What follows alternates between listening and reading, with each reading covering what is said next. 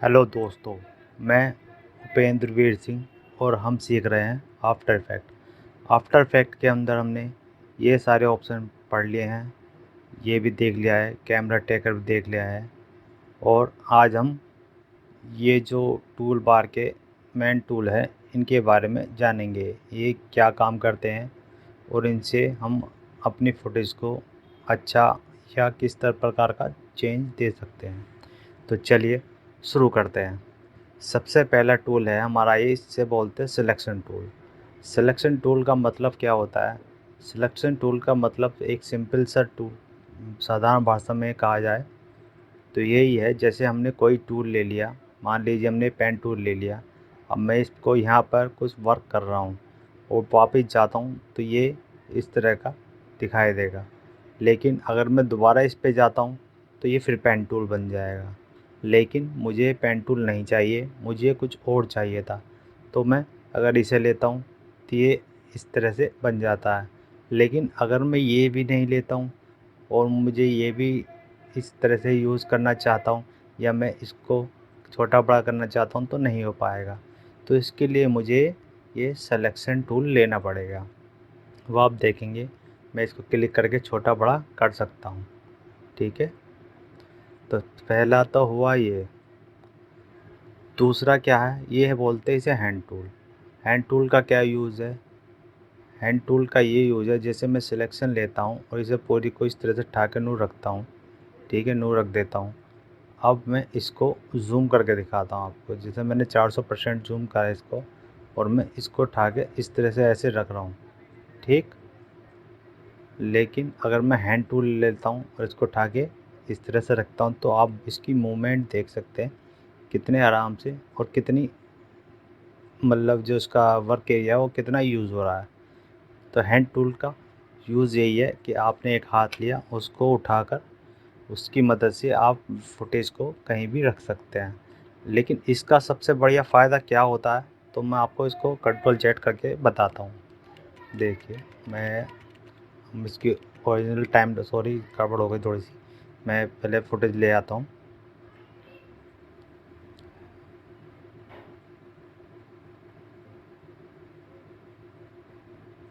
Mountain, पहले मुझे selection tool ही लेना पड़ेगा। माउंटेन पे गए, टाइमलाइन पे लाए, इसको फिट करा। ठीक, अब आप देखेंगे मैं इसको जैसे उठाता हूँ तो ये पीछे का ब्लैक एरिया आपको दिखा रहा है और इसके अनुसार इसकी जो सेटिंग है वो गड़बड़ हो जाती है यहाँ पर, जब हम ट्रैकर का यूज़ करते हैं, अगर हम सिलेक्शन टूल से करते हैं तो। ठीक, लेकिन अगर यही चीज़ मैं कंट्रोल जेड करता हूँ, हैंड टूल से करता हूँ, तो आप देखेंगे साइड में ब्लैक पट्टी नहीं आई। मतलब इसका मतलब क्या हुआ, इसने ये तो उठाया साथ में जिस कंपोजिशन पे ये बना हुआ है उसको भी इसने उठा लिया। मतलब उसके साथ इसे हुआ। आप साधारण भाषा में इसे ऐसे समझे कि मैंने एक पेपर लिया, उसके ऊपर एक पेपर और रख दिया और मैंने सिलेक्शन टूल लिया। मैंने पहले पेपर को तो उठाया और इस तरह से रख दिया, तो ये वाला पेपर हमारा वहीं का वहीं रह गया, लेकिन ऊपर वाला पेपर खिसक गया। लेकिन उससे हमारी सेटिंग ख़राब हो गई। मान लीजिए हमने पीछे कोई लाइन से लाइन मिला रखी है तो हमारी सेटिंग ख़राब हो गई। अब मैं कंट्रोल जेड करता हूँ और ये वापस आता हूँ और हैंड टूल से इसी काम को करता हूँ, तो हमारे दोनों पेपर खिसक गए। तो हमारी जो लाइनिंग मिली हुई थी वो वैसी की वैसी रहेंगी। तो हमारा हैंड टूल से ये फ़ायदा होता है, हमारी जो कंपोजिशन है वो वैसी की वैसी ही रहती है, जो हमारा उसके ऊपर वर्क है वो वैसे का वैसा ही रहता है। तो आप समझ गए होंगे हमारा हैंड टूल और सिलेक्शन टूल में क्या फ़र्क है और हम हैंड टूल क्यों लेते हैं। अब चलते हैं अगले उसकी तरफ। अब हमारा है ज़ूम टूल। अब जैसे मैं क्लिक करता हूँ, आप इससे एक पॉइंटर दिख जाएगा। मोस्टली तो वैसे आप जूम के बारे में जानते होंगे, और मैं इसको यहाँ क्लिक करता हूँ तो ये देखिए क्या हुआ। आपने कुछ समझे? नहीं समझे? चलिए मैं दोबारा दिखाता हूँ आपको। ये बार बार हो जाता है। इसको फिट करते हैं 100% और जूम लिया। मैं यहाँ पे क्लिक करता हूँ। आप ये देखेंगे जहाँ पे मैंने जूम किया उस पोर्शन को इसने हिला दिया, लेकिन जूम नहीं हुआ, बड़ा नहीं हुआ। हमें ऐसा लगता है, ठीक, लेकिन जूम हुआ है।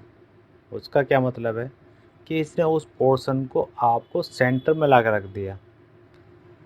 इसका केवल यही मतलब है और कुछ नहीं है। आपको जूम करना है तो आप यहाँ पर जाएंगे, इसे खोलेंगे और आप इसे 50%, 100% इससे जूम कर लेंगे। इसकी ज़रूरत आपको नहीं पड़ेगी। बस इसका यूज़ यही है कि आप इसको इस तरह से जूम कर सकते हैं, लेकिन हमें इस तरह से नहीं करना, हमें वैसे ही रखना है। फिट कर देंगे। अब आता है ये वाला टूल, रोटेशन टूल। ठीक, रोटेशन टूल का क्या, मैं पहले आपको क्लिक करके बताता हूँ, फिर इसका यूज़ हम आगे देखेंगे। अब मैं इसको क्लिक करता हूँ तो ये देखिए आपकी ये रोटेट कर रहा है इसको। ठीक, अभी कहाँ से रोटेट कर रहा है ये आप एक एंकर पॉइंट देख रहे होंगे, इसे एंकर पॉइंट बोलते हैं। एंकर पॉइंट मतलब उसका सेंटर, इसका सेंटर। अगर आप इसको चारों तरफ से इस तरह यहाँ से यहाँ, यहाँ से यहाँ, यहाँ से यहाँ नापेंगे तो इसकी चारों की दूरी बराबर होगी, उसे बोलते हैं एंकर पॉइंट। ठीक, और हम चाहते हैं कि इसको ऐसे ना घुमा करके यहाँ पॉइंट रखा जाए और फिर घुमाया जाए।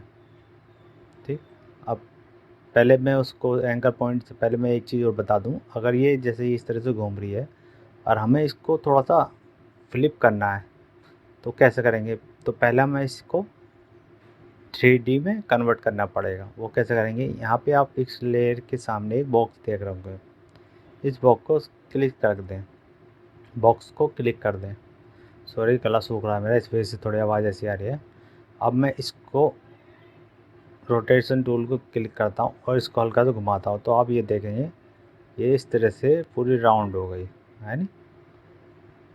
ठीक है, ये देखिए आप इसको पूरा घुमा सकते हैं और इसको ऐसे भी घुमा सकते हैं।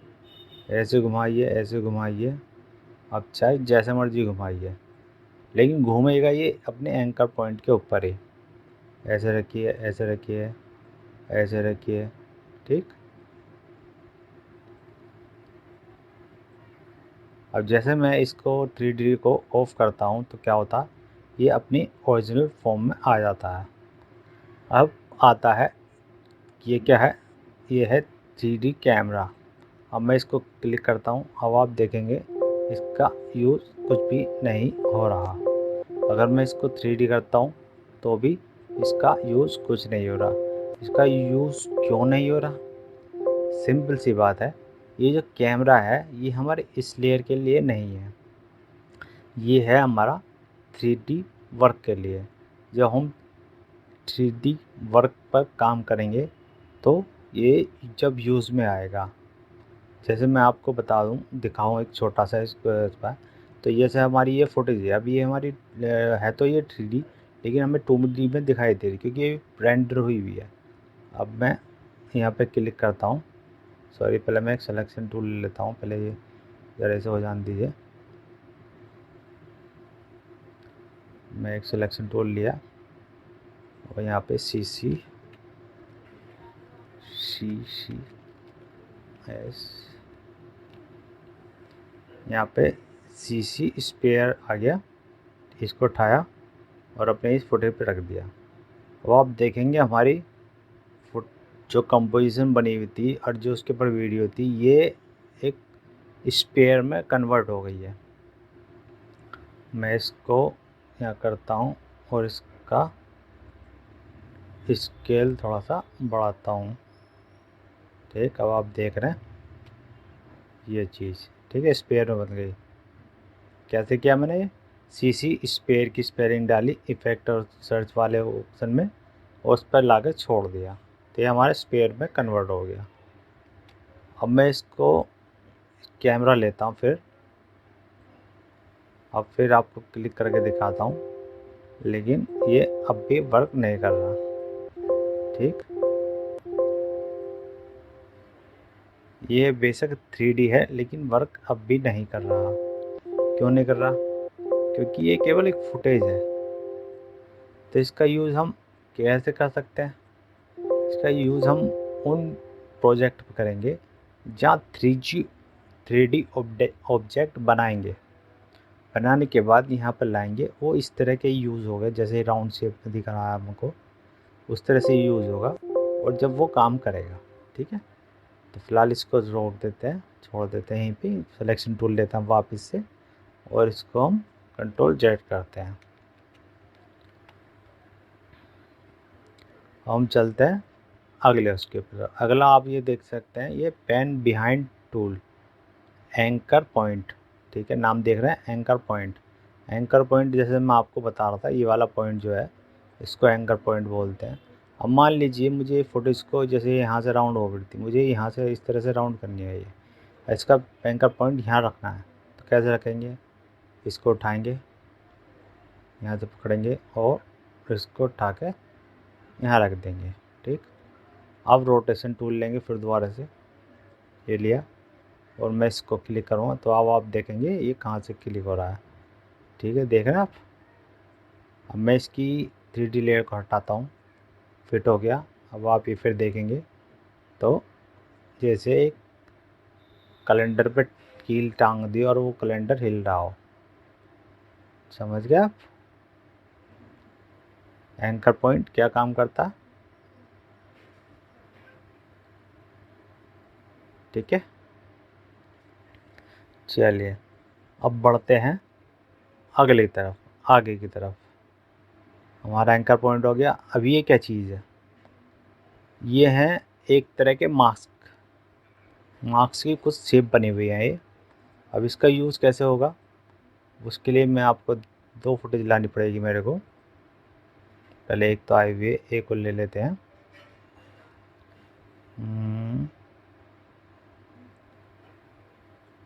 केव देते हैं, चलिए ठीक। अब मैं इसको यहाँ रख देता हूँ और इसको थोड़ा सा बड़ा कर लेता हूँ। सॉरी, मैंने एंकर पॉइंट ले रखा था। अब ये देखिए, जो सिलेक्शन टूल है हमारा लेने का क्या फ़ायदा होता है। अब जैसे मैंने ये वाला टूल ले रखा है, अब मैंने क्लिक करा तो वो गायब हो गया और यहाँ पे एक पॉइंट सा बन गया, लेकिन हमें ये नहीं चाहिए। तो इसके लिए हमें अपना सिलेक्शन टूल लेना पड़ेगा। इसको क्लिक करेंगे, यहाँ जाएंगे और इसको बड़ा कर लेंगे। अब चलते हैं अपने पॉइंट की तरफ। ये है, इस पे यहाँ पे आप देखोगे छोटा सा एक एरो बना होगा, इस पर क्लिक करेंगे तो कई सारे वो खुल जाएंगे शेप, 1 2 3 4। अब मैं सपोज ये वाली ले लेता हूँ। अब मैं इसको यहाँ जाता हूँ, यहाँ पर रखते हैं तो क्या होता है। सॉरी, मैंने सिलेक्शन नहीं की इसकी। अब फिर इसको यहाँ रखते हैं और इसको यहाँ ऐसे खींच देंगे। आपने देखा क्या हुआ,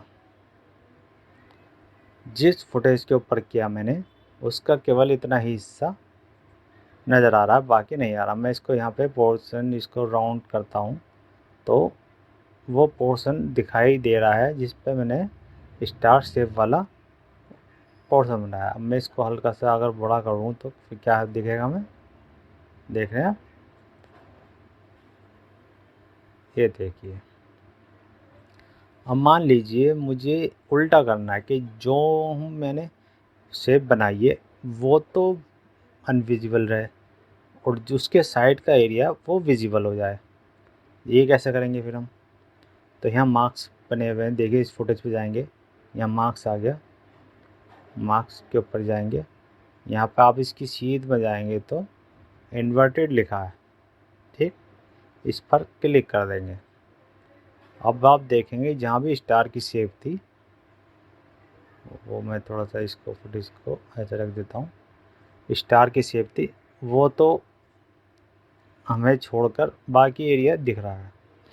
इसको अभी आपको ढंग से क्लियर करने के लिए मैं इसको आपको फिर दोबारा से दिखाता हूँ अगली के साथ। जैसे अब ये 2 वीडियो हो गई, मान लीजिए मुझे इसके पीछे कोई और वीडियो लगानी है, ठीक, तो मैं इसको माउंटेन वाले को कर देता हूँ डिलीट और एक वीडियो फुटेज और लेकर आता हूँ। यहाँ से हम लेते हैं कैट की वीडियो एक, ठीक है, मैंने कैट की वीडियो यहाँ रखी, इसको स्केल करा। अब इसकी थोड़ी सी पोजीशन यहाँ रख देते हैं इस तरह से, थोड़ा सा और स्केल कर लेते हैं, ठीक है। अब इसको कर देते हैं ऐसे। अब जैसा आप देख रहे हैं मैं इसकी विजिबिलिटी ऑन कर रहा हूँ तो ये दिखाई दे रहा है, और ऑन कर रहा हूँ तो अपनी वीडियो दिखाई दे रही है। अब मैं चाहता हूँ यहाँ पर मेरी बिल्ली दिखाई दे, तो कैसे करेंगे आप, स्टार वाली फिर शेप पे जाएंगे, इसको खोलेंगे, पहले सिलेक्शन टूल लेंगे दोबारा से, और कौन सा सर्किल वाला ये एलिप्स ले लेंगे और इसको यहाँ से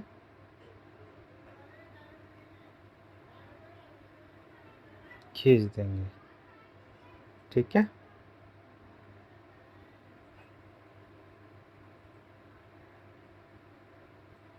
लेकिन ये यूज़ में नहीं आया, क्यों? सिंपल सी बात है, इसकी प्रॉपर्टी खोलेंगे, क्योंकि ये बना नहीं है सही से। अब बना क्यों नहीं है? क्योंकि मैंने जो क्लिक नहीं किया इस वजह से नहीं बना। ये जो हमारा मार्क्स बन गया वो दूसरी वीडियो पर बन गया, पहली वाली पर, ये आप देख रहे हैं यहाँ पर ये वाला। तो मुझे फिर दोबारा इस पर क्लिक करना होगा, फिर अपने एलिप्स टूल पर जाना होगा, फिर इस पर क्लिक करना होगा, और आप देखेंगे हमारी वो वाली वीडियो विजिबल हो गई। अब मैं इसको यहाँ पे क्लिक करता हूँ फिर दोबारा से, तो हमारी वो वीडियो दिखाई दे रही है, ठीक। वो आप यहाँ देखेंगे 3-4 मार्क्स बन गए जो हमारे अब यूज़ में आ रहे हैं। अब मैं जैसे ही इन्हें इन्वर्ट करता हूँ तो वो वाली वीडियो हमारी दिखाई दे रही है, ठीक है, समझ गए। चलिए मैं इसे डिलीट कर देता हूँ और इसको भी। अब चलते अगले वीडियो की तरफ, अगले ऑप्शन की तरफ। अब हमारा है ये पेन टूल, ये भी मार्क्स का काम करता, वो तो केवल एक शेप में था, इसको हम जैसे शेप चाहे दे सकते हैं। जैसे ये वाली मैं इसको शेप यहाँ से देता हूँ। अब एक रफली मार्क्स बना लेते हैं, ठीक है, देखा। अब मैंने जैसे ही क्लिक करा तो ये हमारे पे ये एक एरिया दिख गया, और बाकी जो एरिया पे हमने नहीं बनाया था वो एरिया अनविजिबल हो गया। अब मैं इसके पीछे कोई एक फुटेज ला के रख देता हूँ ये वाली, तो वो फुटेज दिखाई देने लग जाएगी उतने पोर्शन में जितने में ये वाला हमारा नहीं बना हुआ। तो इस तरह से आप इसको दो तरीके से जोड़ सकते हैं, ठीक है। उम्मीद है आप इसकी भी समझ गए होंगे। मतलब एक तरह से उम्मीद ये मानिए कि ये पेन बैंड टूल नहीं है, चाकू है। आपने एक वीडियो ली, उसके आधे पोर्शन को काट के रख लिया और बाकी आधे पोर्शन को काट के फेंक दिया, आसान भाषा में। और अब अगले चलते हैं, यह है टेक्स्ट टूल हमारा। टेक्स्ट टूल क्या करता है, सिंपल ये टाइपिंग के काम आता है। जैसे मुझे इस फुटेज के ऊपर कुछ लिखना है तो मैं इस पर क्लिक करूँगा, यहाँ पे कुछ भी टाइप कर दूँ, ये आ गया। अब मुझे इसका साइज़ बढ़ाना है तो मैं इसको सिलेक्ट कर दूँगा और साइड में इसकी कुछ प्रॉपर्टी आ जाएंगी, ठीक। तो सबसे पहले इसका यहाँ पिक्सल, इसके साइज़ बढ़ा देंगे। अब इसके यहाँ से कलर चेंज कर सकते हैं हम, ठीक है। और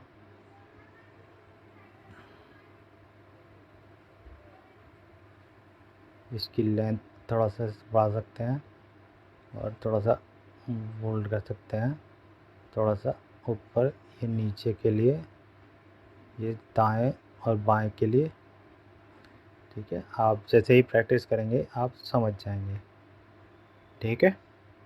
अब चलते हैं आगे। ये कुछ टूल हैं, ये मैंने अभी तक नहीं पढ़े हैं, तो इनके बारे में मैं जब आपको बताऊंगा। वैसे तो मैं आपको इसको बता दूँ थोड़ा सा, ये ब्रश टूल है, ये थोड़ा सा पेंटिंग करने के काम आता है, लेकिन ये मेरे आफ्टर इफेक्ट में काम नहीं कर रहा है। अब ये काम नहीं कर रहा है, ये पता नहीं क्यों नहीं कर रहा है। जैसे इस टाइम पे ये डुप्लीकेट करने के काम आता है किसी भी चीज़ को। ये इरेजर है, ये कुछ चीज़ों को इरेज करने के काम आता है। जैसे मैं यहाँ से, लेकिन ये आ नहीं रहा क्योंकि मेरे आफ्टर में धीरे मैं यूज़ कर रहा हूँ, थोड़ी सी गड़बड़ हो रही है, ये थोड़ी सी गड़बड़ दिखा रहा है। तो इसके लिए हम एक अलग से वीडियो बनाएंगे जिसके बारे में हम जब बताएंगे, ठीक है। तो फ़िलहाल वीडियो में इसमें हम इतना ही रखते हैं।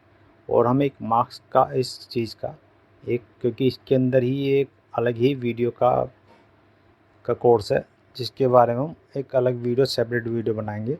हो सकता है अगले वीडियो में इसकी बनाएं, तो उसमें हम इसकी बारीकी से डिटेल जानेंगे, ठीक। फ़िलहाल हम इस वीडियो में इतना ही रखते हैं। चलिए मिलते हैं फिर अगले वीडियो में। धन्यवाद, धन्यवाद, धन्यवाद, धन्यवाद।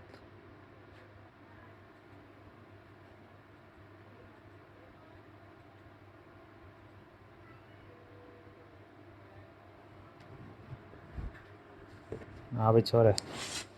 बस मेरे वीडियो क्लिप एक लो दो और ये बताओ मैं तुम्हें कैसे दूँ, क्योंकि वो मेरी फ़ोन स्टोरेज में है।